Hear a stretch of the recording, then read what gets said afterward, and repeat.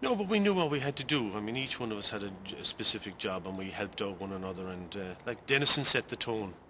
Like he creamed Stu Wilson twice, you know, in the first 10 or 15 minutes and the first 10 minutes, and that just set the tone for the rest of us then thereafter, really. A thing that I'll always remember was a tackle by Seamus Dennison. I think it was on Stuart Wilson.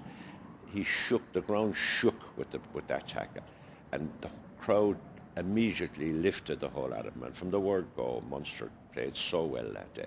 He tackled Stuart Wilson, who was their winger, who had a move. They had a move whereby he came inside the out half or the inside centre to take a ball from a back play move, and Seamus Dennison hit him in the first 6 or 7 minutes, a massive tackle, and they both went down and they were both injured. Seamus hurt himself very badly, but Mossy Finn told him very quickly not to show any hurt and to get up and to hide it. Well, we had this little move in the backs which involved me just coming into the back line, a little bit of a few feint defs and, you know, dummies and that, and throughout the tour it was working quite nicely. So it was a workable move and it was paying off. We just kept rolling it out. So, and unfortunately we got to Munster, and the gap opened up brilliantly as the move's supposed to, except there was this little guy called Seamus Dennison was sitting there in front of me. Yeah, like if you had a line-up parade and said pick the rugby player, it just wouldn't be him, but he was just probably single-handedly epitomised the whole effort of the day. You know, he just basically smacked the living daylights out of me in a tackle. We had seen Wilson do this in almost every match they had played, so we knew it was going to happen. And Seamus was waiting for the moment, and he didn't shirk it when it came. I sort of dusted myself off and thought, well, I don't really want to do that again, you know, but 10 minutes later we called the same move thinking, well, we'll just change it slightly, but no, it didn't work and I got hammered again.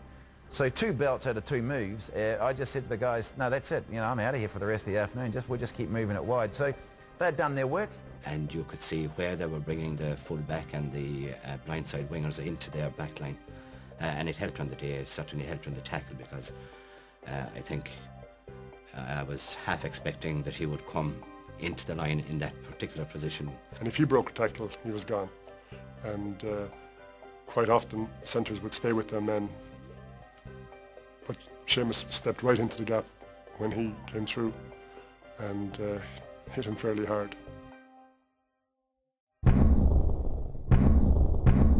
I mean, there was an outstanding display given by Seamus Dennison, the centre. I mean, all the backs were quite good too, but Seamus Dennison gave a cracking display that he knocked, I think it was Stuart Wilson coming in the inside.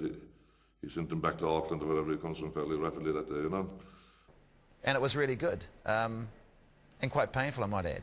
Certainly Stu came into the back line there once and got knocked backwards about 3 metres, and, you know, I suppose Stu talked about that too, but, you know, reluctant to come in again, really, wanted to watch the game, really.